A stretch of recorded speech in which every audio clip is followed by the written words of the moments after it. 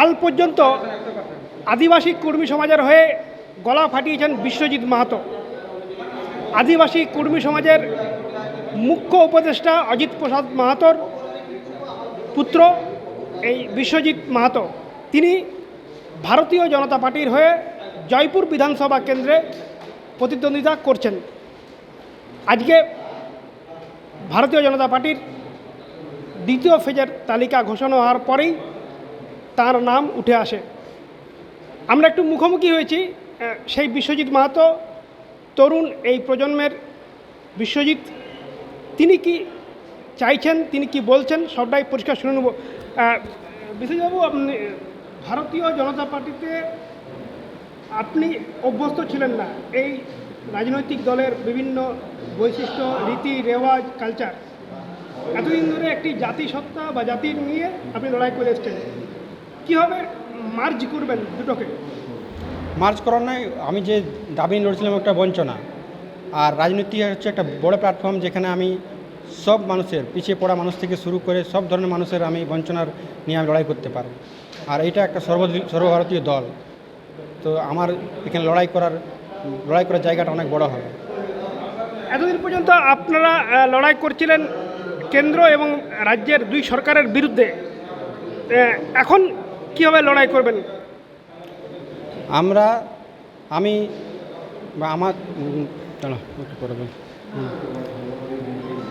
আমাদের আজ যে মূল দাবি এসটি তালিকায় অন্তর্ভুক্ত, এটা একমাত্র আটকে আছে রাজ্য সরকারের কারণ। সেই রাজ্য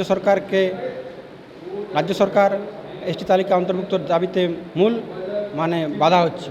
তাই আমরা চাইব এখানে বিজেপি সরকার আসুক, আর বিজেপি সরকার এসে নিয়ে দাবি, আশা করছি আমি দাবি পূরণ হবে। ভারতীয় জনতা পার্টির যে স্লোগান, আপনার প্রথম দিকে আমরা দেখেছি জয়গরাম স্লোগান দিতে। জয়গ্রাম স্লোগানটা হচ্ছে, জয়গ্রাম যেমন ভারত মাতা কি জয়, জয় শ্রীরাম, তেমনি জয়গ্রাম। কি মনে হচ্ছে আপনি প্রার্থী হওয়াতে, ভারতীয় জনতা পার্টির প্রার্থী হওয়াতে আদিবাসী কর্মী সমাজ বা অন্যান্য কর্মী সমাজের যে সংগঠনগুলো রয়েছে তারা কি আপনার মতোই পক্ষে দিবে, ভারতীয় জনতা পার্টির পক্ষে ভোট? এখানে মানুষ যে বঞ্চনার জন্য মানুষ বঞ্চনা হয়েছে, বঞ্চনার শিকার হয়েছে, ওই বঞ্চনা থেকে কী করে বাঁচবে? আর এই সরকার যে ভাতাবাজি সরকার, ভাতা শুধু দিচ্ছে, এই সরকারের বিরুদ্ধে ভোট করবে এই আশা রাখছি। আপনি কি রাজ্য সরকারের যুব সাথী বা এই প্রকল্পের অধীনে পড়েছেন? অধীনে পড়ছে মানে কী বলছেন? এই প্রকল্পের সুবিধা কি নিচ্ছেন? না, আমি নিচ্ছি না। প্রত্যাগ করছেন? হ্যাঁ, প্রত্যাগ করছি। আপনার এই লড়াই করতে গিয়ে কোন জিনিসটাকে সামনে তুলে ধরবেন প্রচারে? এখানের জল জঙ্গল জমিন। আপনি তো যুব সেনার প্রতীক।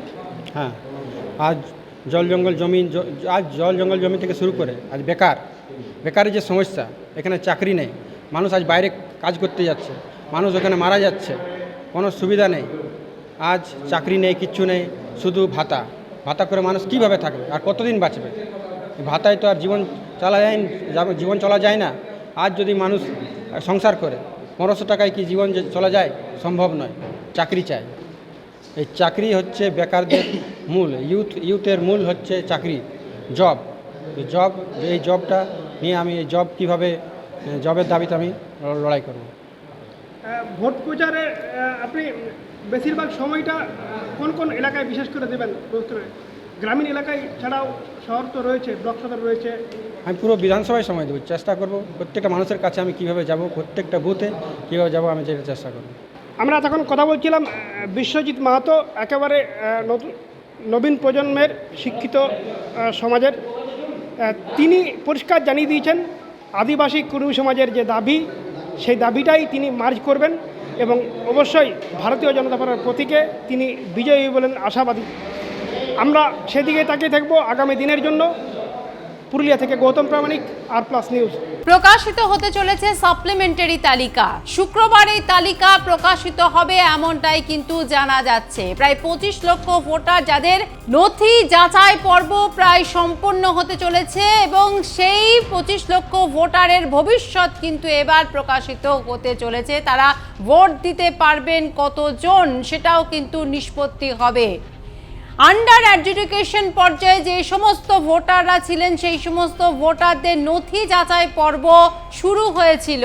প্রায় 60 লক্ষ ভোটার এই আন্ডার অ্যাডজুডিকেশন অর্থাৎ বিবেচনাধীন পর্যায়ে ছিলেন এবং তাদের প্রায় 25 লক্ষ ভোটারের সেই নথি যাচাই পর্ব সম্পন্ন হতে চলেছে কমিশন সূত্রে খবর, এবং তাদের দিয়েই প্রথম পর্বের সাপ্লিমেন্টারি তালিকা প্রকাশিত হওয়ার কথা এবং শুক্রবার সেই তালিকা প্রকাশিত হতে পারে এমনটাই কিন্তু কমিশন সূত্রে জানা যাচ্ছে।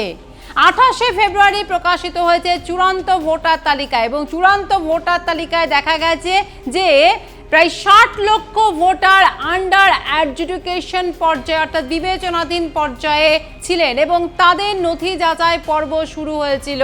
সেই নথি যাচাই পর্ব কিন্তু চলছে এবং সেই নথি যাচাই পর্বের পর এখন জানা যাচ্ছে তার মধ্যে প্রায় 25 লক্ষ ভোটার যাদের নথি যাচাই পর্ব সমাপ্ত হতে চলেছে এবং তাদের দিয়ে প্রথম পর্বের সাপ্লিমেন্টারি বা প্রথম পর্যায়ে সাপ্লিমেন্টারি তালিকা প্রকাশিত হতে চলেছে।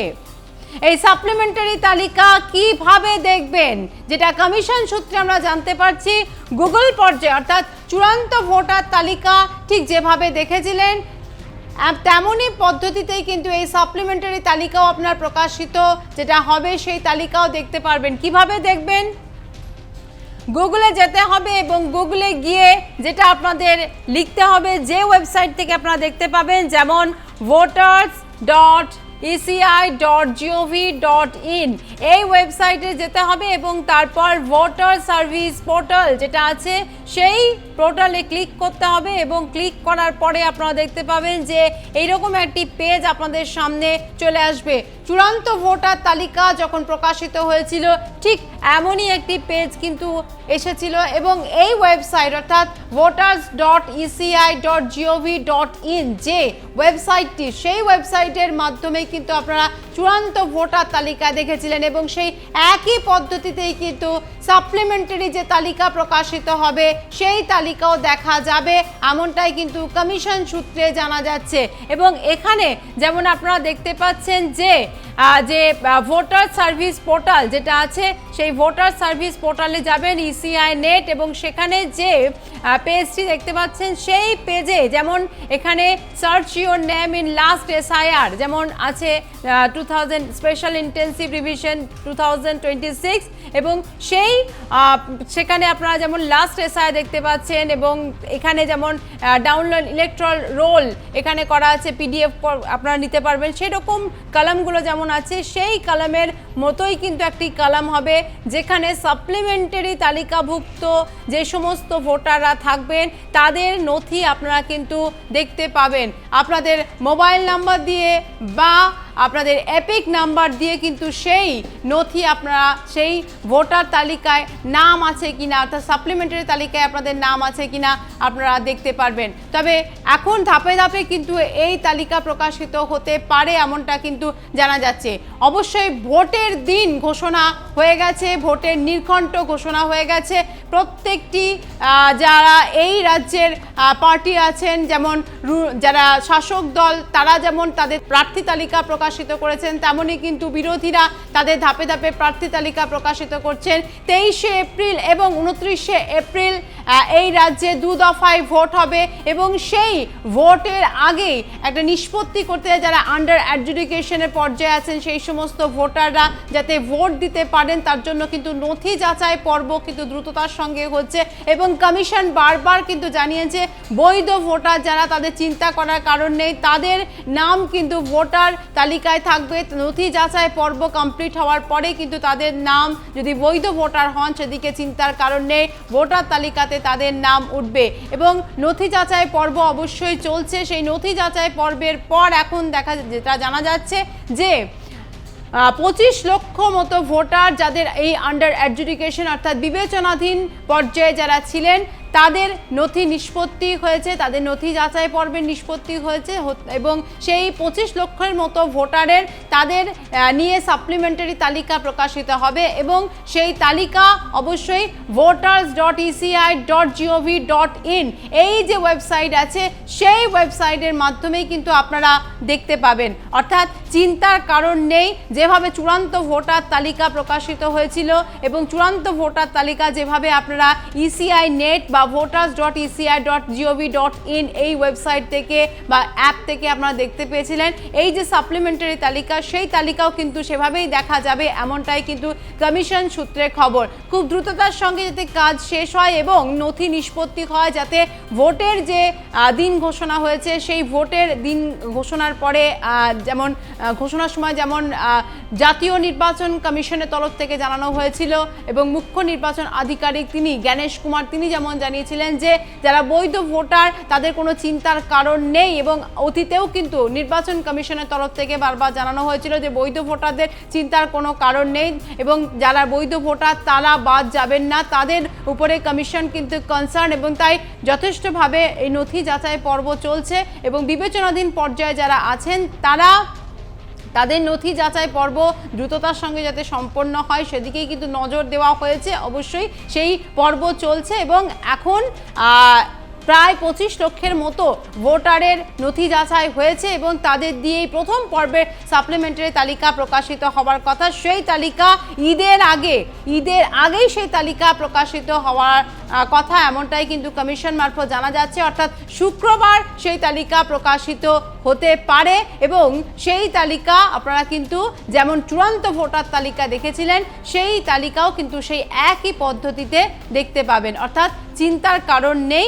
চিন্তা না করে আপনারা কমিশন যেভাবে বলছে সেই একই পদ্ধতিতে কিন্তু আপনারা ভোটার তালিকা দেখতে পারবেন।